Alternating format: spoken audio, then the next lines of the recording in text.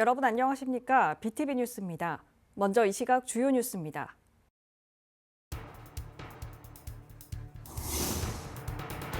(40) 총선 4하구 갑선거구에서는 더불어민주당 최인호, 국민의힘 이성권 후보가 맞붙습니다. 재개발, 재건축, 교통 등 지역 현안에 대해 두 후보는 어떤 공약을 제시했는지 알아봤습니다.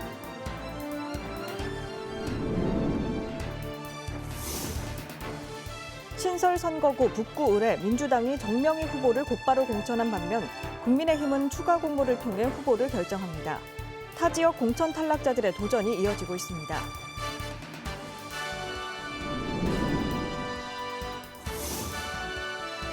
부산시가 전국에서 처음으로 대중교통 환승 할인 제도를 공유 킥보드나 자전거로 확대하기로 하고 시범 운영을 시작했습니다.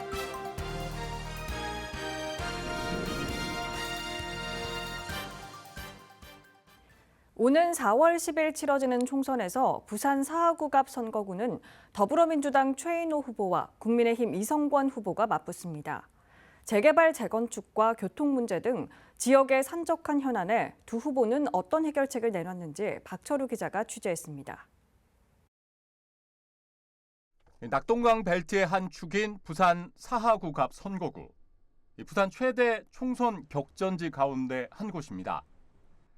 최근 선거구 경계 조정으로 신평 이동이 새롭게 편입된 4하구 갑 선거구는 더불어민주당 최인호 후보와 국민의힘 이성권 후보가 맞붙습니다. 더불어민주당 최인호 후보는 현역 의원으로 3선에 도전합니다. 최 후보는 그동안 굵직한 사업들을 추진해왔다며 앞으로도 지속적인 사업 발전을 강조했습니다. 지난 8년 동안 사고가 참 많이 바뀌었습니다. VTX 하단역 유치, 제2대 디터널, 하단 녹산선 조기 착공, 교통혁명을 위한 사업들과 또 도시 개발을 위한 신평역 기지창 이전과 공원 조성, 재개발, 재건축 이런 굵직한 사업들을 일 잘하는 저 최인호가 힘있는 국토위원장이 되어서 반드시 해결하겠습니다. 이에 맞서는 국민의힘 이성권 후보, 17대 국회의원과 부산시 경제부시장 등을 역임한 이 후보는 서부산 균형 발전 실현에 출사표를 던졌습니다. 4하구는 이제 찔끔찔끔이 아니고 근본적이고 획기적인 변화를 필요로 합니다. 그러기 위해서는 대통령, 부산시장 그리고 4하구청장 모두가 국민의힘 소속입니다. 국회의원까지 국민의힘이 소속이 되게 되면 근본적인 해결이 가능한 국비와 시비 확보가 가능합니다. 저는 부산시에서 경제부시장을 지냈고 또 이미 오래전에 국회의원과 또 청와대 비서관 그리고 외교관의 경력을 갖추고 있기 때문에 이 모든 것을 획기적이고 근본적으로 바꿀 수 있는 인물이라고 자부를 하고 있습니다. 4하구 갑 선거구 지역인 괴정동과 당리동의 최대 관심사는 재개발, 재건축입니다. 현재 4하구에서는 15곳에서 재개발, 재건축이 진행 중인데 두 후보 모두 조속한 사업 추진을 강조하고 있습니다. 저는 재건축, 재개발의 사업성을 획기적으로 높이기 위해서 역세권, 도심 복합개발, 재정비 촉진지구 등의 국토의 간섭을 하면서 도입한 새로운 제도를 활용해서 지원하겠습니다. 용적률의 대폭 상향, 기간 단축 이런 사업 통해서 내 부담은 줄어들고 사업기간은 짧아지는, 줄어드는 그런 재개발, 재건축을 꼭 해내겠습니다. 재개발에 있어서는 신속하고 그리고 주민의 이익에 부합한 형태의 재개발, 재건축이 이루어져야 되는데 개정-당리가 주거환경이 열악하기 때문에 두 가지 방식, 재개발과 재건축하는 방식과 그것이 이루어지지 않는 것은 소규모 주택 정비 사업을 통해서 그 맞춤형의 주거환경의 변화를 시켜내려고 생각을 하고 있습니다. 이 4하구 갑 선거구의 또 다른 지역인 하단동의 최대 관심사는 교통 문제입니다. 두 후보 역시 사상 하단선 조기 완공과 부산형 공항 급행철도 등 서부산의 관문 4하구의 교통 발전을 최우선적으로 꼽았습니다. 제2대 디터널은 어려운 혼잡도로를 지정받고 내년 연말에 착공합니다. 하단 산상선은 2년 안에 완공, 하단 녹산선도 3년 안에 착공합니다. 부산행 공항 급행철도 VTX는 하단역에서 서면까지 10분, 해운대까지 단 15분 만에 도착합니다. 가히 교통혁명입니다.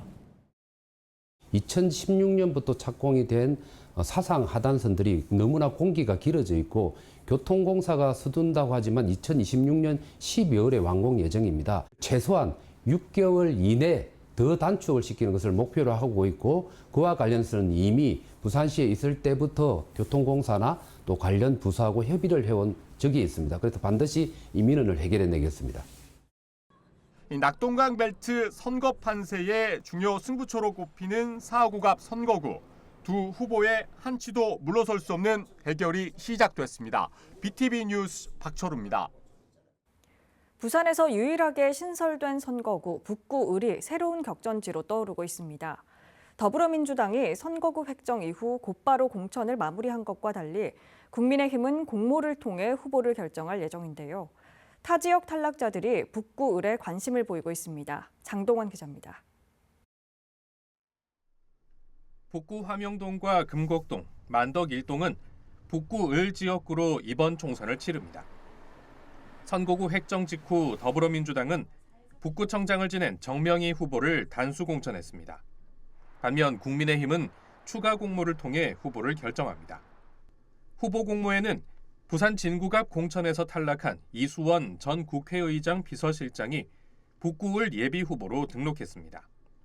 또 같은 지역구에 신청했던 박성훈 전 해수부 차관과 해운대 갑에서 공천받지 못한 전성하 전 부산시 투자유치협력관도 공모에 참여할 예정입니다. 사상구 공천에 실패한 송숙희 전 부산시 여성특보와 북강서 갑 예비후보로 이름을 올렸던 손상용 전 부산시의회 부의장도 북구을에서 다시 도전을 준비하고 있고 재호수 예비후보도 6일 기자회견을 열고 출마를 선언했습니다. 국민의힘 공관위는 후보 공모 후 경선 또는 우선 공천 등으로 공천 방식을 결정한다는 방침입니다. 한편 선거구명 변경에 따라 국민의힘은 북구 갑의 서병수 의원을, 강서구의 김도읍 의원을 후보로 재의결했습니다. 서병수 의원은 5일 구포동에 선거사무소를 열고 본격적인 선거운동에 돌입하는 한편 김도읍 의원도 같은 날 예비 후보로 등록을 마쳤습니다. BTV 뉴스 장동원입니다.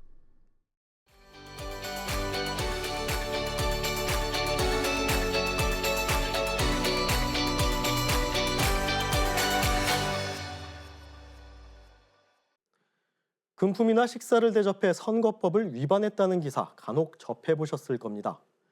공직선거법에서 기부행위란 선거구 안에 있는 자나 기관, 단체, 시설 또는 선거구 밖에 있더라도 선거구민과 연고가 있는 자나 기관, 단체, 시설에 대하여 금전, 물품, 기타 재산상 이익을 제공하거나 약속하는 행위를 말합니다.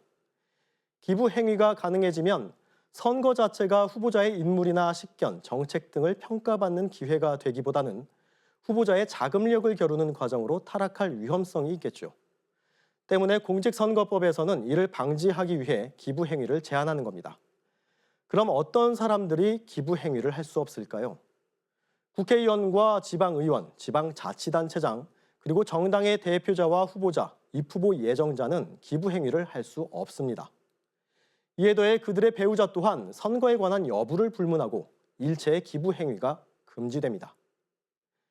위반되는 기부행위는 이렇습니다. 선거구민의 행사에 금품이나 음식물을 제공하는 행위, 지역 경로당이나 노인정에 인사 명목으로 과일 등을 선물로 제공하는 행위, 설이나 추석 등 명절에 귀향 귀경버스를 무료로 제공하거나 대합실 등에서 다과나 음료를 제공하는 행위, 모두 위반 사례에 해당합니다. 만약 선거법을 위반해 금품이나 물품을 제공한 사실이 적발되면 5년 이하 징역이나 1,000만 원 이하 벌금에 처해집니다. 받은 사람 또한 최고 3천만 원 범위에서 제공받은 금액의 10배 이상, 50배 이하에 상당하는 과태료가 부과되니 각별히 유의하셔야겠습니다. 혹여 선거법을 위반한 기부 행위를 발견했다면 국번 없이 1390으로 신고하시기 바랍니다. 올바른 선거 문화 정착, 바로 유권자 여러분의 힘으로 이뤄집니다. 슬기로운 유권자 생활, 박주연입니다. 인프라적으로는 사실 완벽하지 않은 프로덕트를 가지고 시장에서 검증을 계속 해나가는 데 있어 스타트업들이 어려움을 많이 겪고 있는데, 특히 아직 레퍼런스가 없다 보니까 그 레퍼런스를 처음 만드는 데 있어서 어려움이 있습니다. 그래서 대기업이나 정부 기관, 다른 스타트업들에 충분히 좀 저희가 테스트를 해볼 수 있는 여건을 마련해 주실 수 있는 그런 정책은 굉장히 도움이 많이 될 것 같고요. 스타트업적으로 지원 정책들을 말씀드린 비용적인 부분에서 늘려가는 것이 필요하다고 생각을 하고요. 가장 그 부분이 크게 도움이 되고, 그리고 또 이제 단순한 뭔가 네트워킹 행사보다는 조금 더 각 스타트업들이 실제로 만들고 있는 제품에 대해서 조금 더 정보를 교류할 수 있는 그런 장들이 더 마련되면 더 스타트업들한테 도움이 될 거라고 생각을 합니다.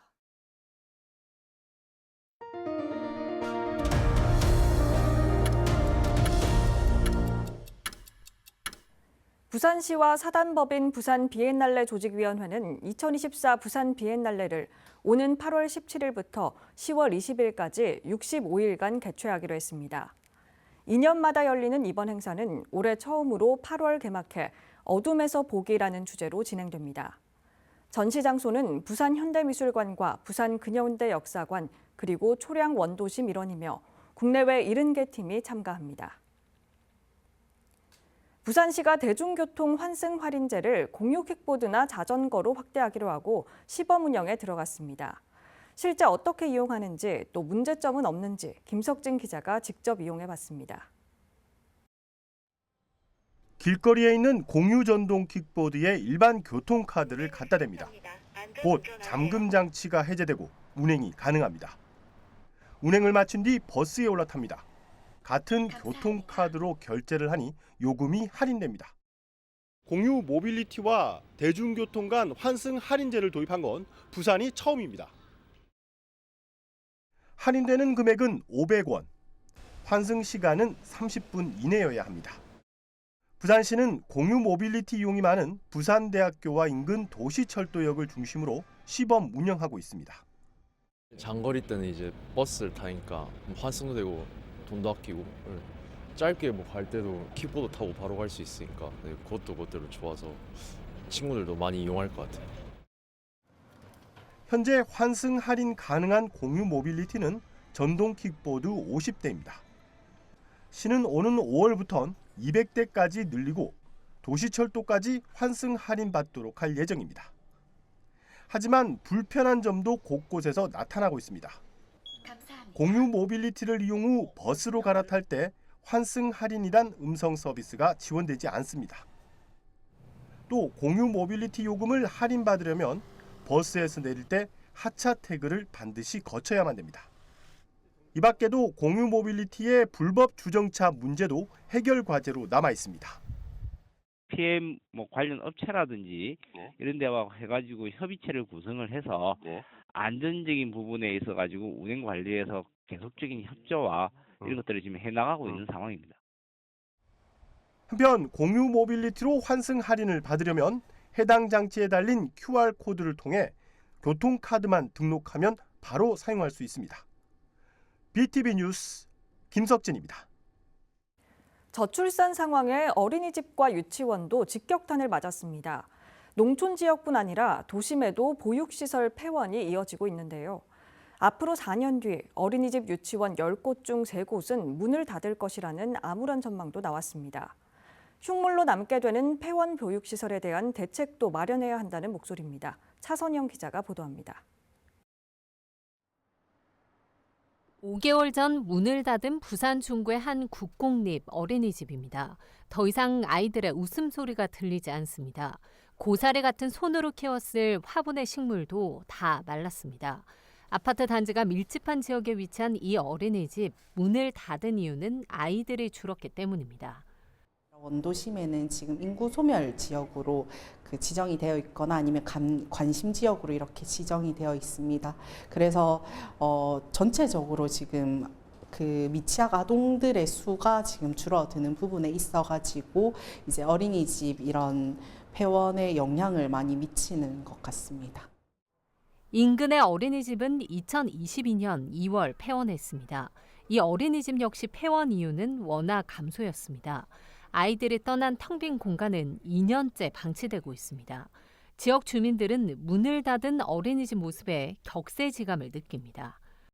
제가 이 동네 살은 지가 지금 딱 만 50년 됐습니다. 보수 어린이집이래 갖고 다니다가 보수 초등학교를 갔고 지금 이제 그러다 보니까 젊은 사람들이 안 살다 보니까 결과적으로 지금 이렇게 황폐화된 이렇게 어린이집이 폐교 비슷하게 되고 너무 안타깝죠 지금요. 저출산 여파에 앞으로 4년 뒤엔 어린이집과 유치원의 31.4%가 사라질 것이라는 연구 결과도 나왔습니다. 육아정책연구소의 저출생 시대 어린이집 유치원 인프라 공급 진단 보고서에 따르면 전국 어린이집은 2018년 39,171곳에서 2022년 39,923곳으로 21.1% 감소했습니다. 유치원은 2018년 9,021곳에서 2022년 8,562곳으로 줄었는데 이 추세라면 2028년이 되면 어린이집과 유치원의 30% 이상은 문을 닫을 것이라는 전망입니다. 취약 지역의 어린이집과 유치원이 사라지면서 일부 아이들은 갈 곳을 잃은 상황도 벌어지고 있습니다. 활용 방안을 찾지 못해 문을 닫은 후 지역에 방치된 보육시설도 골칫거립니다. 어린이집, 유치원 급감 예상에 따른 대책 마련도 필요하다는 목소리입니다. 헬로티비 뉴스 차선영입니다. 최근 아파트에서 발생한 화재로 60대 여성이 크게 다쳤는데요. 그런데 리콜 대상인 김치냉장고가 화재 원인으로 밝혀졌습니다. 문제는 전국적으로 10,000대가 넘는 김치냉장고가 리콜되지 않고 사용 중이라는 건데요. 리콜 대상 여부를 잘 확인해 보셔야 할 것 같습니다. 김민재 기자가 보도합니다. 집안 내부가 새카맣게 탔습니다. 지난달 26일 대구 남구의 한 아파트에서 발생한 화재로 60대 여성이 크게 다쳤고 1,900여만 원의 재산 피해가 났습니다. 인근 주민들은 연기를 마시는 사고가 났지만 다행히 인명 피해는 없었습니다.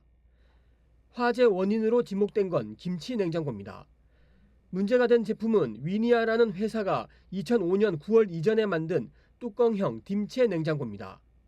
최근 5년간 발생한 김치 냉장고 화재는 대구에서만 총 70건, 이 중 91%인 64건이 이 제품이었습니다. 전국적으로도 최근 3년간 900건이 넘는 화재가 발생한 가운데 726건, 80%가 위니아 딤체였습니다. 김치 냉장고를 장기간 사용하면서 릴레이 부품이 노후화되고 부품에 먼지 등이 쌓이게 되면 전기 스파크에 의해 화재로 이어지는 트래킹 현상이 발생할 수 있습니다. 이러한 화재를 예방하기 위해서는 노후 부품을 빨리 리콜 받으시고 김치 냉장고 뒤쪽에 먼지가 쌓이지 않도록 주의하셔야 합니다. 화재가 많이 발생해 4년 전부터 제조사는 자발적인 리콜을 시작했습니다.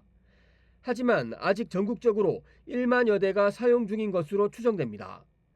판매가 된 지 워낙 오래된 터라 구매자 이력을 추적하기 어렵고 소유자 대부분이 60대 이상 고령층이기 때문에 리콜 대상 여부를 파악하기 힘들기 때문입니다. 대구소방안전본부는 2005년 9월 이전에 만들어진 위니아 딤체 냉장고를 보유 중인 시민은 반드시 해당 회사에 연락해 수리를 받아달라고 당부했습니다. BTV 뉴스 김민재입니다. 교육혁신을 통해 지역 소멸을 막을 교육발전특구 1차 시범 지역에 부산이 선정됐습니다. 앞으로 3년간 전 지역에서 부산형 통합늘봄과 공교육 체인지, 글로벌 인재 양성 등 다양한 시도가 이루어집니다. 박재한 기자입니다. 교육발전특구는 유아부터 대학 교육까지 지역 주민들이 원하는 다양한 교육을 제공해 인재들이 정주할 수 있는 선순환 생태계를 만드는 게 목표입니다. 지자체와 교육청이 손을 잡는 제2유형에 선정된 부산은 앞으로 3년간 시 전역을 대상으로 글로벌 허브 도시 교육 환경 조성에 나섭니다. 앞으로 있을 글로벌 허브 도시 특별법과 연계해서 부산의 교육이 자유로워지고 특성에 맞게 고도화되고 발전되고 그럼으로 인해서 부산에서 태어난 혹은 부산에 계시는 학생들이 지역을 벗어나지 않고 지역에서 머무를 수 있는 교육적인 측면에서 만들게 되었다는 특별한 계기를 만들게 되었다는 데서 큰 의미를 찾을 수 있을 것 같습니다. 부산시는 올해 글로벌 통합 늘봄 운영과 글로벌 인재 양성, 디지털 교육 혁신 등에 520억 원을 투입할 예정입니다. 지역 대학과 해외 우수 대학을 연계한 부산형 글로벌 캠퍼스와 특정 분야 전문 인력 양성을 위해 석박사 과정의 대학원만 있는 대학 설립도 추진합니다. 크게 보면 11세까지는 돈이 안 들더라도 공공의 책임지는 늘봄. 그다음에 그 중고등학생은 특성화된 교육, 공교육의 강화. 대학은 부산만 갖고 있는 대학들이 여러 가지 있겠죠. 공유대학, 그다음에 외국과의 그 학점 쉐어, 그다음에 대학원 대학 이런 것들은 부산만 갖고 있는 겁니다. 그래서 부산에서 처음 시도하는 거기 때문에 이러한 것들, 그다음에 외국인 학교의 학생 정원의 확대, 그다음에 경자구역 외에도 설치할 수 있는 이런 지역적 한계 극복, 이러한 부분들은 부산만 갖고 있는 거기 때문에 부산 교육발전 특구로 인해서 이러한 여러 가지 평소 때 못했던 부분들을 할 수 있는 제도적 근거를 만들었다라고. 교육발전 특구 시범지역은 3년간 시범 운영 이후 종합평가를 거쳐 교육발전 특구로 최종 선정됩니다. 저출생과 젊은 인구 유출 등으로 인구 감소 위기가 현실화되고 있는 부산에 교육을 통한 정주 여건이 조성될지 기대를 모으고 있습니다. BTV 뉴스 박지한입니다.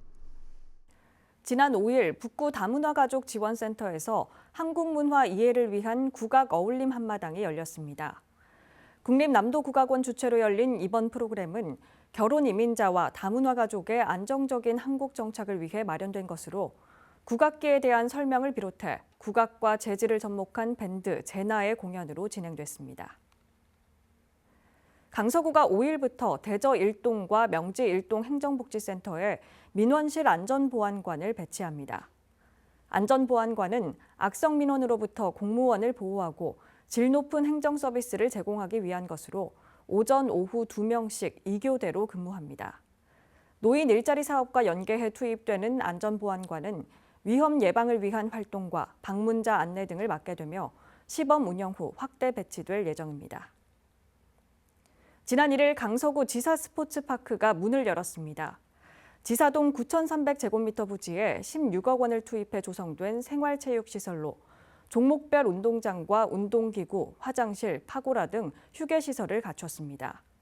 테니스장과 족구장, 풋살장은 시범 운영 기간인 6월 30일까지 무료로 사용 가능하고 7월부터는 강서구 체육회 홈페이지에서 사전 예약 후 이용할 수 있습니다. 농구장과 인라인 스케이트장은 예약 없이 언제든 무상으로 사용할 수 있습니다.